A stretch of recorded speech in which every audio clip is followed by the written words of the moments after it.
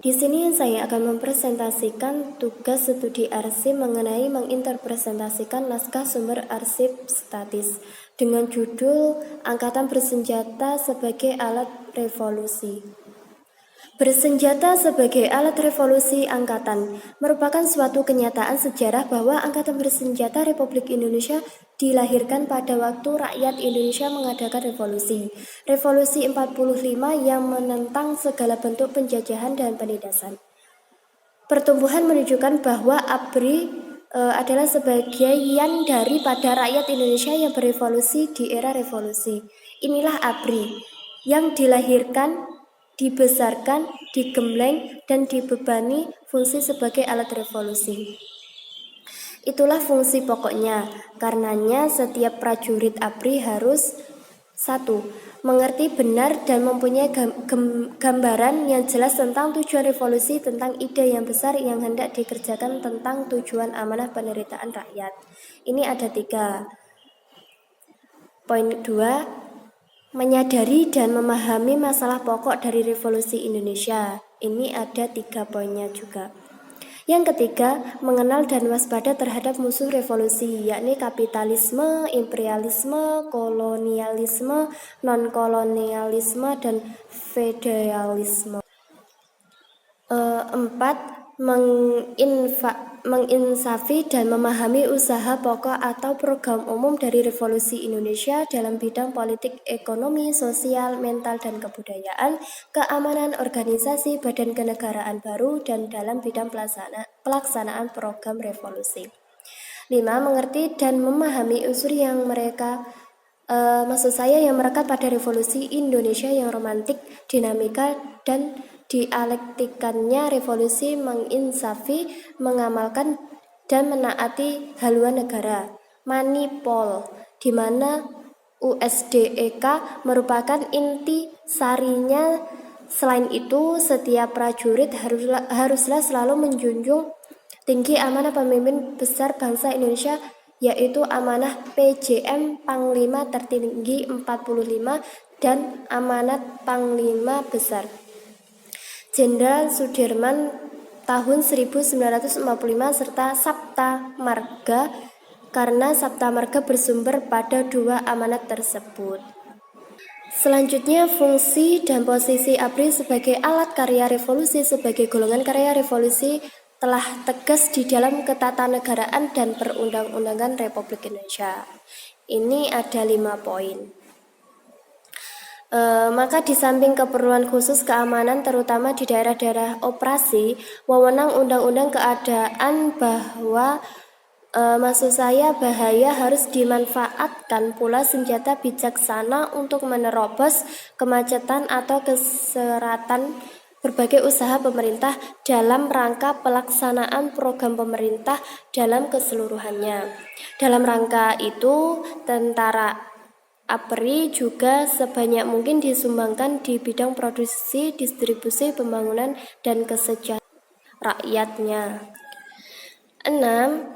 Amanat tertulis Presiden perihal tata tertib DPR GR, karena DPR GR tanggal 12 Juli 1960 nomor 229 HK per 60 menjelaskan bahwa golongan karya merupakan dalam DPR GR yang bila mana perlu dapat dibagi dalam subgolongan angkatan bersenjata, kerohanian, pembangunan spiritual, dan pembangunan material.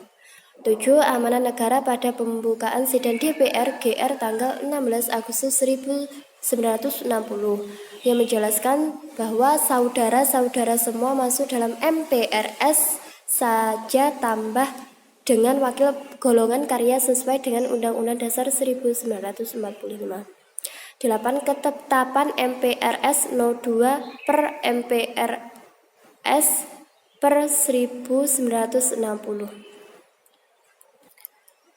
9. Undang-Undang Dasar 1945 Bab 2 Pasal 2 Ayat 1. menjelaskan bahwa Majelis Permusyawaratan Rakyat terdiri atas anggota-anggota Dewan Perwakilan Rakyat, ditambah dengan utusan-utusan dari daerah-daerah dan golongan-golongan menurut aturan yang ditetapkan dengan undang-undang. Di sini dapat diperjelas bahwa golongan-golongan di sini dikatakan sebagai badan-badan seperti koperasi, serikat-serikat, dan lain-lain badan kolektif. Selanjutnya, aturan demikian memang sesuai dengan aliran zaman. 10. Pemerintah harian Presiden Panglima tertinggi pada Hari Angkatan Perang tahun 1961 menjelaskan bahwa ikut sertanya Angkatan Perang dan segala bidang kegiatan pembangunan dan penertiban masyarakat dan negara belumlah pernah seluas seperti sekarang ini. 11. Deklarasi Ekonomi tanggal 26 Maret 1963 8/E. Dengan mengemukakan dasar-dasar otentik tersebut di atas, maka masalah peranan angkatan bersenjata dalam kemasyarakatan dan kenegaraan, masyarakat kekaryaan angkatan bersenjata adalah suatu masalah yang sudah jelas. Tidak perlu masalah ini dibahas atau diseminari lagi. Sifatnya yang imperatif atas adalah jelas. Karena itu bagi kita tidak ada pilihan lagi kecuali dengan melaksanakan tugas itu dengan sebaik-baiknya. Pelaksanaan tugas ini sudah kita jelaskan di lembaga-lembaga kenegaraan seperti DPR-GR, MPRS, DPA, BAPPENAS, Fonds Nasional di lembaga perekonomian. Selanjutnya di lembaga perekonomian seperti di PDN, PNPN, koperasi, dan lain sebagainya. Di lembaga sosial, kultur seperti ini di pramuka atau cabang-cabang olahraga dan kesenian. Selanjutnya ada di lembaga eksekutif seperti di departemen dan jabatan. Karena tugas dan peranan di dalam bidang kemasyarakatan dan kenegaraan adalah tugas dan peranan dari angkatan bersenjata sebagai keseluruhan, maka ada logisnya dan mutlak sekali jika di dalam pelaksanaannya para karyawan angkatan bersenjata mengambil sikap pertama sebagai wakil dari golongannya, yaitu sebagai wakil dari golongan angkatan bersenjata sebagai keseluruhan. Di samping mereka ini merupakan wakil pula dari angkatan masing-masing. Selanjutnya yaitu fungsi pokok ABRI sebagai alat revolusi yang beraspek ada dua. Menjelaskan peranan yaitu yang pertama peranan sebagai alat pertahanan dan keamanan negara dalam penyelamatan revolusi. 2. Peranan sebagai kekuatan sosial revolusi. 45 sebagai golongan karya revolusi. Sebagai kekuatan sosial revolusi, ABRI dinyatakan di dalam Dekon sebagai kekuatan yang kokoh, bersatu, dan bermutu tinggi. Sebagai kekuatan sosial revolusi, ABRI berkewajiban memberikan dharma baktinya di segala bidang kemasyarakatan dan kenegaraan, berkewajiban untuk ikut serta secara aktif dalam mempersonalkan, mempelajari, dan memikirkan tentang cara mencapai tujuan revolusi bangsa Indonesia. Untuk mendapatkan gambaran tentang batas ruang gerak ABRI di dalam sudah diikut sertakannya sebagai golongan karya revolusi, di sini akan kita bahas. Yang pertama adalah di negara-negara Oldevos atau negara barat terdapat sistem pemisahan kekuasaan yang merupakan reaksi wajar terhadap absolutisme raja terhadap konsentrasi kekuasaan di suatu tangan.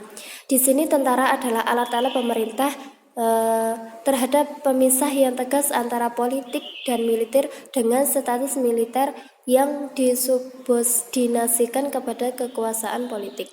2. Di Amerika Selatan, angkatan bersenjata adalah satu-satunya kekuasaan yang monopoli penyelesaian revolusi, yang satunya menjadi pemimpin di dalam kehidupan nasional dan negara. 3. Di negara komunis, angkatan perang diintegrasikan sepenuhnya di dalam kekuatan Maksud saya kekuatan-kekuatan revolusi. Karena masalah politik ideologi adalah menjadi dasar untuk segala sesuatunya dan tentara adalah alat politik, maka untuk dapat menjadi alat